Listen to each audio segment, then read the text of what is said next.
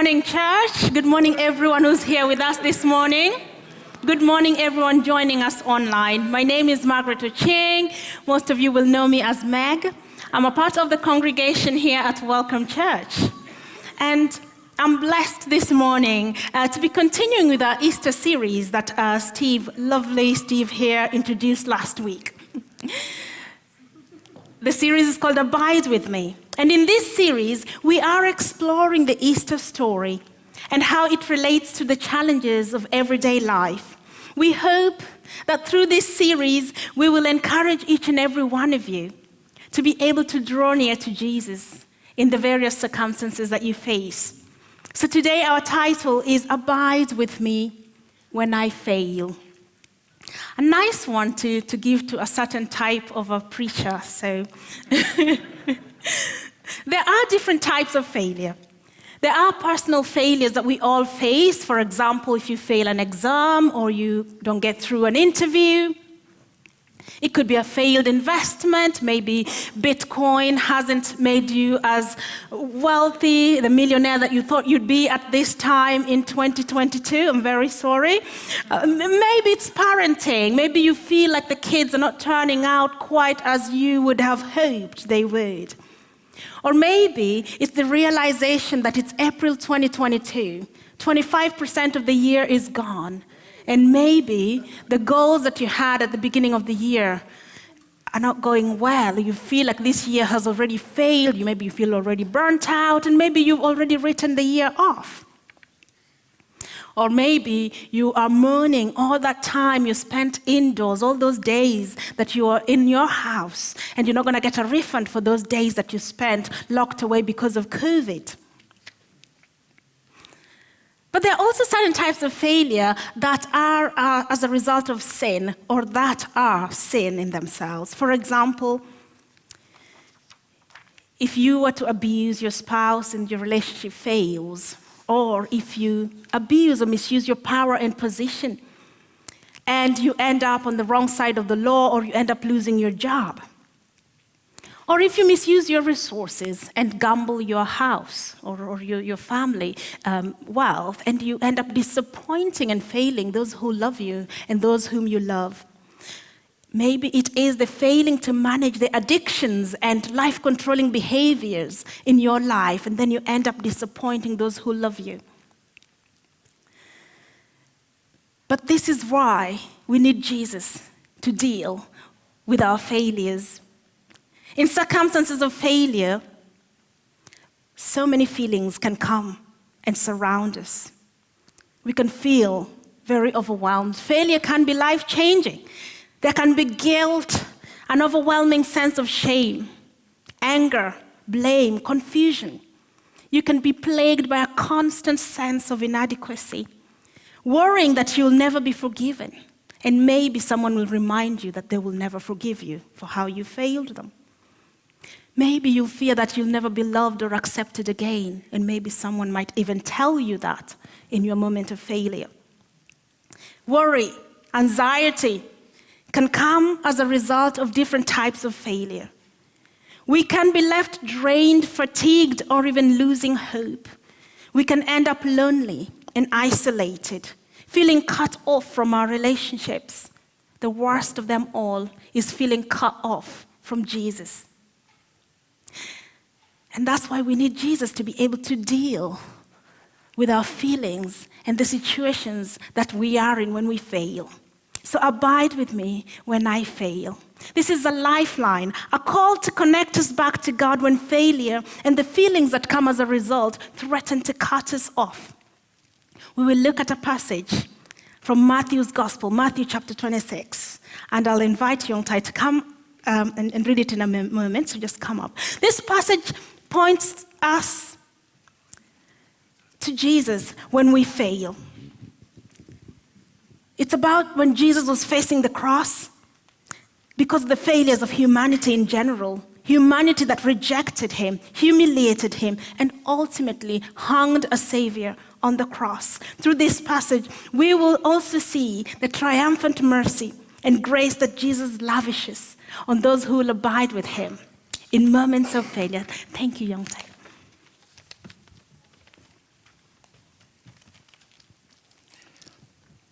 Mathew chapter 26 from 14 to 35. Then one of the 12, the one called Judas Iscariot, went to the chief priests and asked, "What are you willing to give me if I deliver him over to you?" So they counted out for him 30 pieces of silver. From then on, Judas watched for opportunity to hand him over. On the first day of the festival of unleavened bread, the disciples came to Jesus and asked, "Where do you want us to make preparation for you to eat the Passover?" He replied, "Go into the city to a certain man and tell him, 'The teacher says, my appointed time is near. I'm going to celebrate the Passover with my disciples in your house.'" So the disciples did as Jesus had directed them and prepared the Passover. When evening came, Jesus was reclining at the table with the 12. And while they were eating, he said, "Truly I tell you, one of you will betray me." They were very sad and began to say to him one after the other, "Surely you don't mean me, Lord." Jesus replied, "The one who has dipped his hand into the bowl with me will betray me. The Son of Man will go just as is written about him, but woe to that man who betrays the Son of Man. It would be better for him if he had not been born." Then Judas, the one who betrayed him, said, "Surely you don't mean me, Rabbi." Jesus answered, "You have said so." While they were eating, Jesus took bread, and when he had given thanks, he broke it and gave it to his disciples, saying, "Take and eat, this is my body." Then he took a cup, and when he had given thanks, he gave it to them, saying, "Drink from it, all of you. This is my blood of the covenant, which is poured out for many for the forgiveness of sins. I tell you, I will not drink from this fruit of vine from now on until that day when I drink it new with you in my Father's kingdom." When they had sung a hymn, they went out to the Mount of Olives. Then Jesus told them, "This very night you will all fall away on account of me. For it is written, 'I strike the shepherd, and the sheep the flock will be scattered.' But after I have risen, I'll go ahead of you into Galilee." Peter replied, "Even if all fall away on account of you, I never will." "Truly I tell you," Jesus answered, "this very night before the rooster crows, you will disown me 3 times. But Peter declared, "Even if I have to die with you, I'll never disown you." And all the other disciples said the same. Thank you, Young Tae. Having looked at the overwhelming feelings that can flood our hearts when we fail, it's not surprising that most of us fear failure. I wonder if there's anyone here who's saying, "I don't mind. I don't mind failing." I do mind. No one wants to fail. I bet you Judas, Peter, and the other disciples, they didn't want to fail either. They didn't want to particularly fail Jesus. Anticipating failure can leave us with a sense of anxiety about our self-worth. And we might fear failure because it threatens our ego, our sense of self-importance. And this is why maybe we can go to such great lengths to hide our failures from those around us. When Jesus confronted the disciples and he said, "One of you will betray me," I wonder how this landed with them. If you're sitting at a table with someone you really love or someone you really respect, and they look at you and they tell you, "Somebody here is going to fail me," that cannot be comfortable. But Judas already by this time has already betrayed Jesus, and he knows that. But what does he do? He is committed to protecting his ego. He let it slide. This was a moment of, he should have reckoned that I have failed Jesus, and he knows. But he let it slide. Jesus doesn't confront our failures to condemn us. He confronts our failures so we may turn to him. He gives us that opportunity before it all goes too far. But sometimes we let it slide. Similarly, after predicting that Peter would deny him in verse 35, Peter declared, "Even if I have to die with you, I will never disown you." And all the disciples said the same. Peter, like these disciples, are so sure they wouldn't betray Jesus. They forget that they are talking to Jesus who knows and understands our weaknesses and wants us to depend on him instead of claiming that we have it all figured out. These disciples are confident, and in this state, they make a promise. They make promises to Jesus that they cannot keep. They set standards that they cannot live up to. Even if I have to die with you, I will never disown you. Guess what? Very soon, shortly afterwards, Peter denies and disowns Jesus, just as Jesus had said. How much warning does someone need?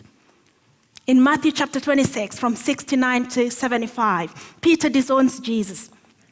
Now Peter was sitting out in the courtyard, and a servant girl came to him. "You also were with Jesus of Galilee," she said. But he denied it before them all. "I don't know what you are talking about," he said. Then he went out to the gateway, where another servant girl saw him and said to the people there, "This fellow was with Jesus of Nazareth." He denied it again with an oath. "I don't know the man." After a little while, those standing there went up to Peter and said, "Surely you are one of them. Your accent gives you away." Those of us with foreign accents, it's very difficult to blend in. In moments like this, you just can't blend in. Then he began to call down curses, and he swore to them, "I don't know the man." Immediately the rooster crowed. Then Peter remembered. I want you to hang on to this one because we'll come back to this. Then Peter remembered the word Jesus had spoken. What had Jesus spoken? "Before the rooster crows, you will disown me 3 times. And he went outside and wept bitterly. Peter failed. And perhaps you're listening to this. Maybe you're weighed down by someone's failure. Maybe someone has failed you. Maybe someone made you a strong promise like Peter did to Jesus. Maybe a promise to love you, to care for you, to defend you. And then they didn't live up to their promise. Jesus would like to say to you, I know what it is like to be failed by people you love. Let me abide with you through it. Or maybe you are the one who has let someone down. The weight of that guilt is crushing you. The shame is great. Like Peter was crushed in this moment when he wept. Jesus would say, I was crushed on the cross so I can bear the weight of your sin. Come, let me abide with you in this failure. Or maybe you have made promises to yourself, set standards for yourself. We all do. None of us want to fail. We all want to be successful at things. It's good for the ego. Great for our self-esteem. Sometimes we imagine that we will be more valued, more respected, and we want to live by the success standards that we set for ourselves and which society sets for us. And often it's true, we can feel this pressure. And it's good for us to have high standards so we can contribute to society, to church, to our family, and into life generally. It's good for us to have a healthy self-esteem because God has blessed us with many wonderful gifts and opportunities to serve Him, to serve each other, to enjoy relationships, and to be grateful for these things, as opposed to being fearful that perhaps in our moments of failure, if we get stuff wrong, we will be unworthy of God's love, because we won't. We live in a world that is so judgmental. We judge ourselves very harshly sometimes in our lowest moments. And so we think we dare not fail. We can craft our lives ever so carefully to avoid possibilities of failure. As parents, we can pack every minute of the calendar for our children to steer them away from the possibility of failure. In my case, when I started to hear the call of God in my life to preach, my heart was full of all sorts of anxieties. I thought to myself, I can't be standing up there in front of all those British people to preach. I have a foreign accent, the one that makes it very difficult for me to blend in. I am a woman. I will fail. I told myself that I haven't got a preaching voice. I honestly don't know what that is. I took on board some hurtful things that people had said to me in the past, and I hung on to these things, thinking that, I can't do this because I will fail. I zoomed in into everything I saw as lacking in me. Every imperfection, every flaw in my body and in my life, I worried about what people would say more than I worried about what God was saying to me or what God was saying about me. I even developed this really silly fear that if I ever got up here, if I overcame all that and got up here, I would surely fall off the stage and embarrass myself in the middle of the sermon. I still have that fear even right now, so hopefully it doesn't happen. So as the reading was happening, I was making sure I stand very carefully so I don't fall down. The truth is, if I was to fall off this stage, the thing that will be most hurt will be my ego, because this stage is not very high. I wonder what kind of anxious stories you tell yourself to protect yourself from failure. You can talk to God about these anxious thoughts and anxious stories that you tell yourself. That's what I did. I started to pray to Jesus about my fears and my fear of failure, which was really the thing that stopped me from doing so many things in my life. And then one day I heard Jesus say to me something that completely changed my life. This is what I heard the Lord say. I need you to understand the difference between perfection and value. Your anxieties are because you think you need to be perfect. But something does not have to be perfect to be of value. So the Lord was speaking to me about my anxieties and my ego. I realized I was imperfect, and I couldn't rule out the possibilities of failure. I can't rule out the possibility of falling down here and embarrassing myself. But I can be assured that I am valued by God. Amen? Because God values humanity. Jesus values his people. Each and every one of us is valued. Whether others value us or not, Jesus values us. It doesn't matter. God values you, not because you are perfect. No, you are probably not perfect. He's not expecting you to be. Phew, what a relief. What a relief, especially in a world with so much pressure, the pressure to succeed at everything we do. A world of imperfect people always expecting perfection from others. No wonder we are so fearful. We have imperfect parents who expect to have perfect children, and the other way around. The imperfect children who blame everything about their lives, about the imperfect parents they have. People who feel that they must absolutely have the most perfect partner, the most perfect lover, and they're not perfect themselves. The imperfect failing bosses who are obsessing about finding the perfect employee, and the other way around. The imperfect neighbor who wants the next person who moves in to be a perfect neighbor, and the other neighbor thinks you are so imperfect. The imperfect congregation, not this one, maybe another one, that wants to have a perfect pastor. And the imperfect pastor, not ours, who wants to have the perfect congregation. So much pressure not to fail. Jesus knew he had imperfect disciples. That's why he took the trouble to gently nudge them about their lives, hoping that perhaps they would turn around in those moments and find his grace.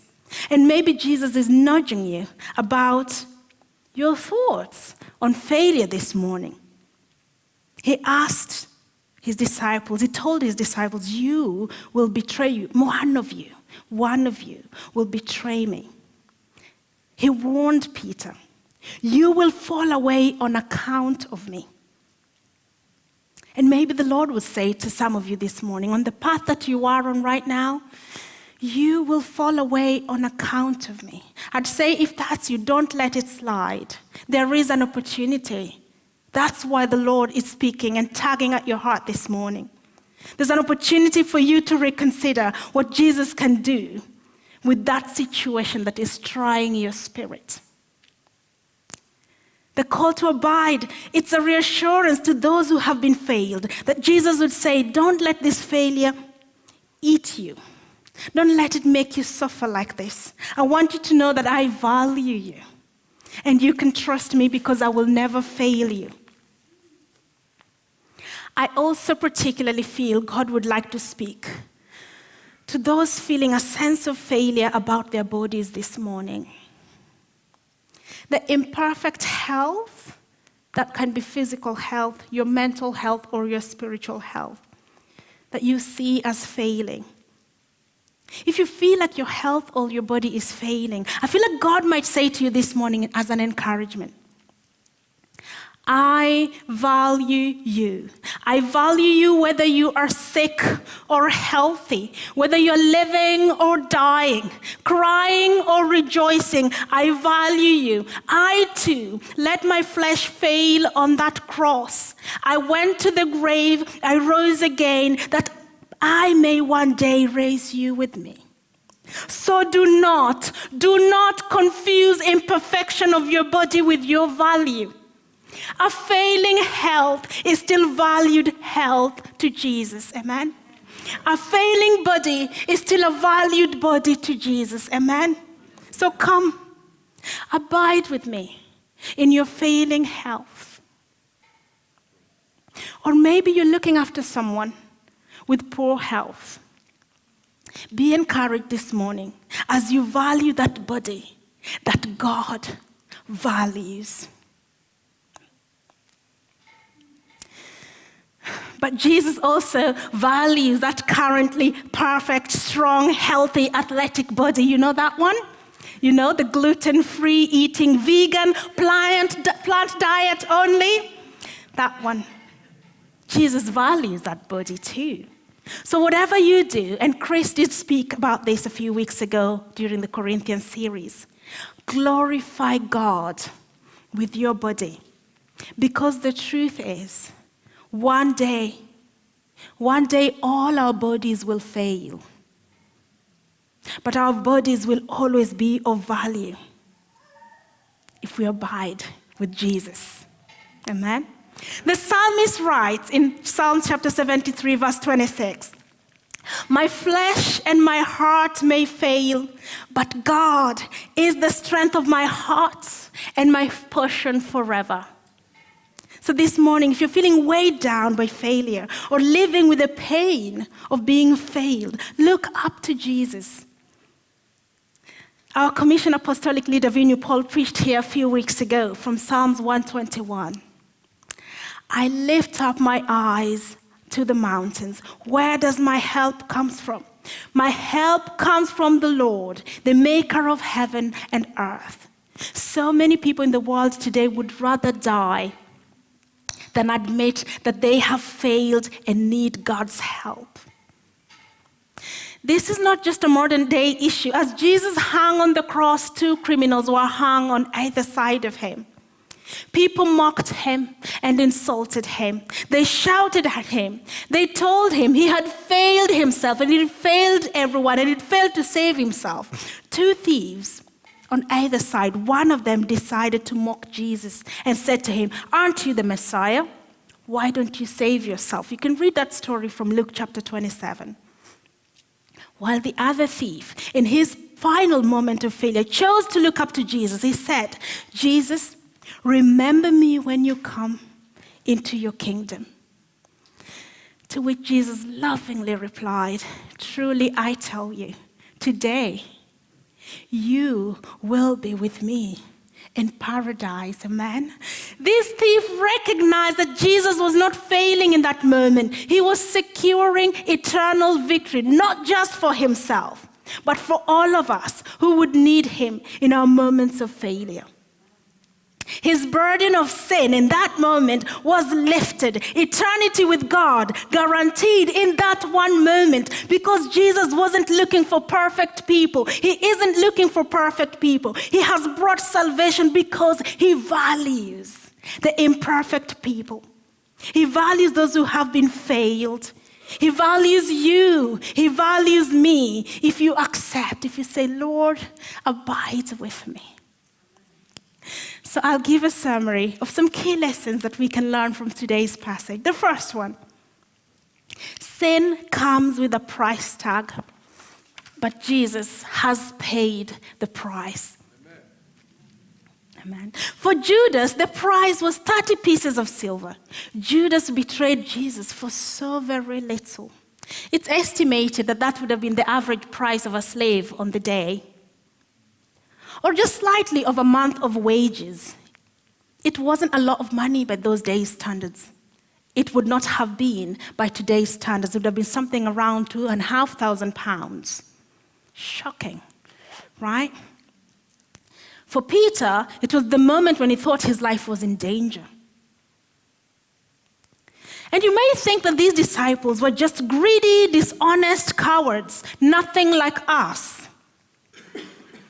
But no, each one of us has a price for which they will betray God. They might betray someone, or they will betray themselves and their own values.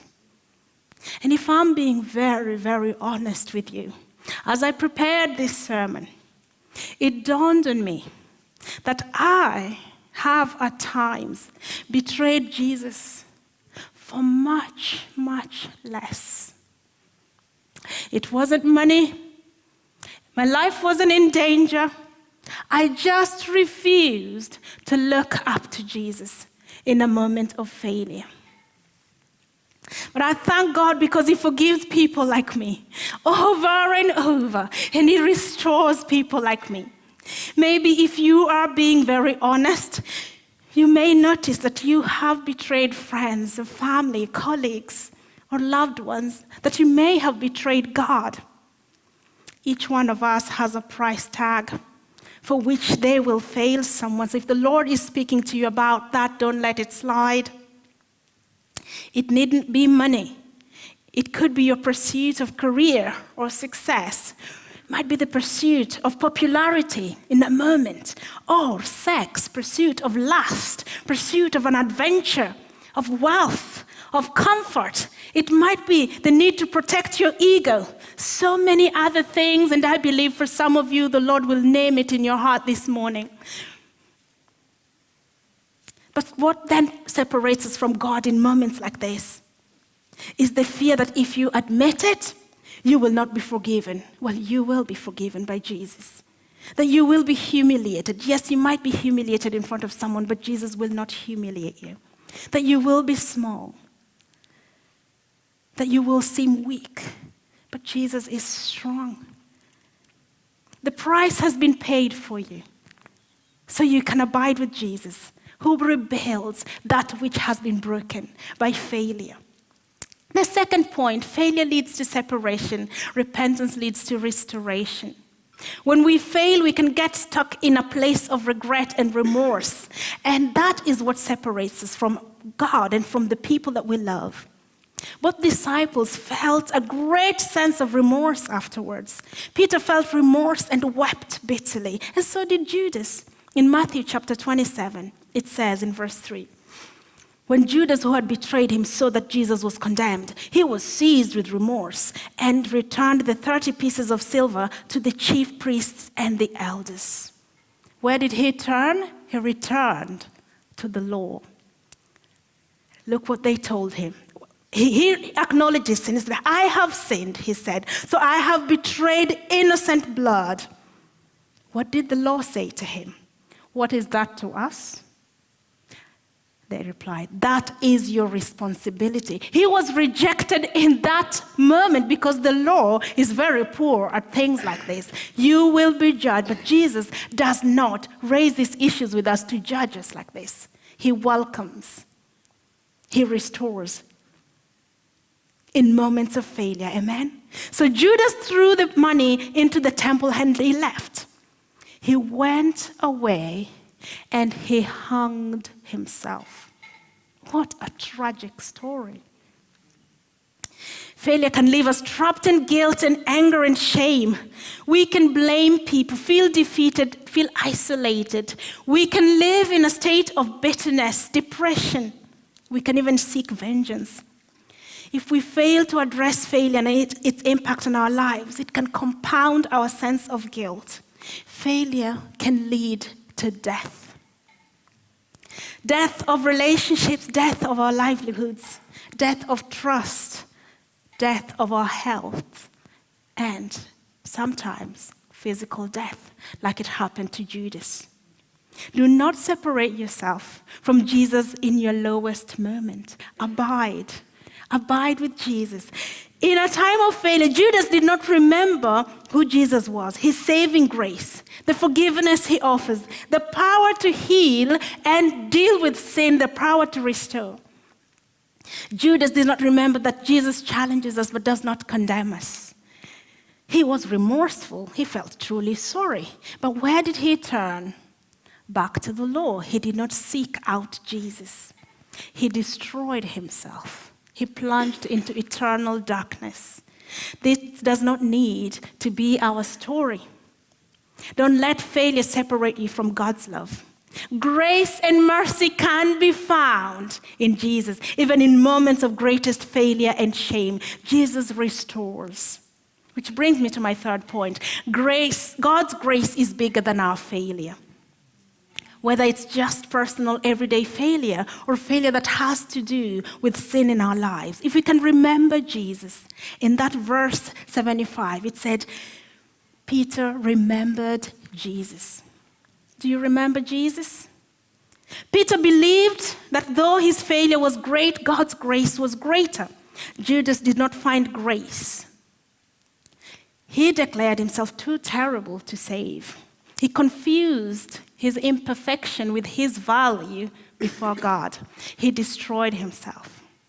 You can believe that the blood of Jesus shed on the cross is greater than any failure in your life. And you can fix your eyes on Jesus even right now as I come to my final point. Jesus abides with us when we fail. Having remembered Jesus, Peter waited in uncertainty. He waited for Jesus. Although he went back fishing in the moment when he didn't know what else to do, the resurrected Jesus was seeking him out again, just as the resurrected Jesus is seeking each and every one of us this morning. In John chapter 21, Jesus finds Peter again and the other disciples at the Sea of Galilee. He helps them catch fish on another failing expedition.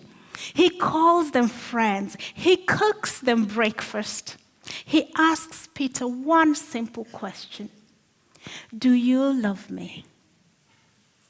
Do you love me? Because that's what matters to Jesus, not what you have done. He just asks you one question. Forget about what you've done for a moment. Do you love me? Do you want to abide with me? And Peter said to Jesus, Lord, I love you. You know I love you.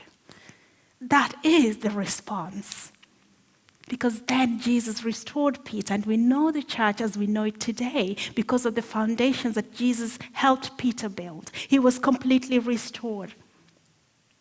So do you love Jesus despite what's happened? Jesus looked at a failed world 2,000 years ago and said, I will go down there. I will take on their failures. I will bear it. I will bear it on the cross. He became the rejected Messiah. He was ashamed and killed like a common criminal. He became a failure for you and me. But that's not the end of the story, because Jesus rose again, proving that no failure, however great, can separate us from the love of God ever again. We are created to abide with our Savior. So whether you're weighed down by life's failures this morning or you're dealing with the pain of being failed, you can look up to Jesus where your help comes from. I'll invite the band to come up as I close. And I'll read from the book of Romans, chapter 8, verse 38 to 39. This is God telling us, don't let anything separate you from my love. Doesn't matter the situation right now, look up to me. For I am convinced that neither death nor life, neither angels nor demons, neither the present nor the future, nor any powers, neither height nor depth, nor anything else in all creation will be able to separate us from the love of God that is in Christ Jesus our Lord. Thank you, Jesus. Lord, abide with me. Abide with me when I fail. I'm going to ask us all to stand. I'll pray in a moment. The stewards will get ready to pass around commission, and Steve will come up in a moment to lead communion. Communion, okay? Just fix your eyes on Jesus. Let nothing separate you from the love of God that is through Christ Jesus. Just turn your heart to Jesus. That's all he's looking for. Do you love him? Do you love him? Let's pray. Jesus, we thank you for your word. We remember what you have spoken to us this morning. Lord, I pray for each and every person presenting a situation to you right now. Spirit of God, may you lift the burdens of failure in Jesus' name. May you lift the fear of failure this morning from our hearts and free us into your will. May you forgive those who come to you in repentance. Lord, accept the heart that turns to you this morning and heal those who have been broken and failed. Lord, open fresh doors where people have been rejected and failed unfairly. Lord, may the failing body find strength and peace in you this morning. Lord, restore us to you and abide with us, we pray in Jesus' name. Amen.